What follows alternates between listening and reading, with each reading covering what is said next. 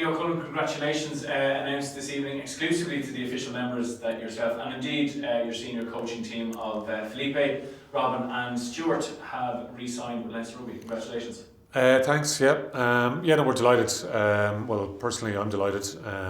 Great honour to continue on the role. It's hard to believe the length of time it's been. It's flown by in many ways, but it's a real privilege for me to be still doing the role.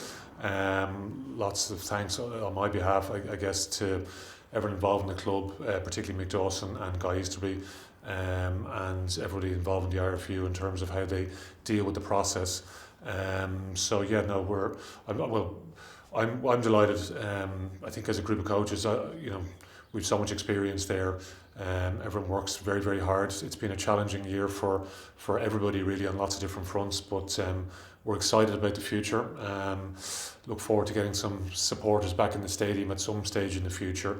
It's nice for us to have a little bit of continuity as a group. As I said, we're blessed with the experience that we have. Stuart, Robin, all their international experience.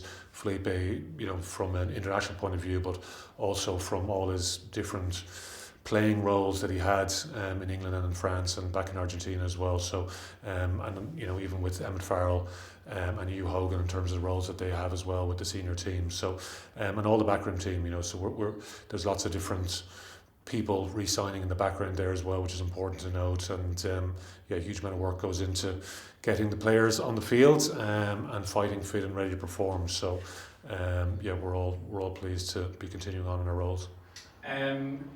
A hugely positive announcement as well, because it's a massive couple of weeks for the club. I appreciate there's Ospreys this week, but then we're heading into Munster, heading into Toulon, and who knows beyond that. But certainly it's a massive couple of weeks for the club, and a great start to that block of games, I suppose, with this positive news this evening. There was always going to be a little bit of uncertainty, I think, once the season started.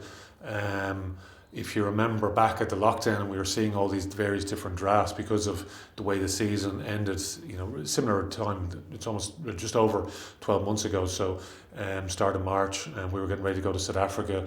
Then we're all, locked away in our homes for, over 2 months, and trying to get everybody back, so it's been a long road to get to this point. And I remember looking at the various different schedules and thinking, whoa, that's going to be ambitious. I wonder what sort of shape everyone's going to be at that stage. But credit to the players, and as I said, the backroom team as well, to keep the show on the road, so to speak. Because it hasn't been easy at times, so a lot of people have had to make their sacrifices. Lots of people out there are currently doing. Still, we're still fighting in the competitions, even though it's been a little bit unusual, particularly with Europe this year, the way it got cut a little bit short in terms of the pool stages. So, hugely exciting games to look forward to. So, as you said, Ospreys on Friday, Munster next week in the final, and we're trying to integrate everyone back together in a very, very short period of time. And then we're, Toulon, who have won the European title 3 times. So fantastic challenge there, and we'll focus on those games for now, because after that then it's still a little bit up in the air. But a hugely exciting block of games to look forward to, and a huge amount of work has gone in to get us to this point. If you think, we're just talking about a couple of guys made their debuts at the weekend, which brings us, I think, to 57 players used so far this season, which is an amazing number really. So you've got to give credit to even the academy coaches and all the schools and club coaches to have some young men come into the building here, and they're close to being ready to playing. So lots of credit to all the people that have been involved in that process. Obviously this evening we're addressing supporters, the official members, on an exclusive Q&A with yourself. Supporters and what we've missed over that year, and there is obviously positive news with vaccines and numbers being on the decrease. A full RDS is what we're all looking forward to and mad keen to, and even if it does happen next season, it's just getting that little bit closer all the time.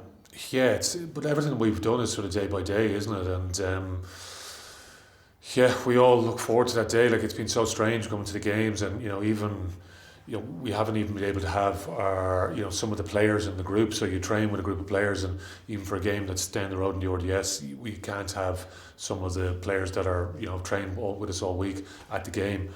And then there's the obviously a number of guys that made their debuts over the last number of weeks, and fantastic to have their friends and family there.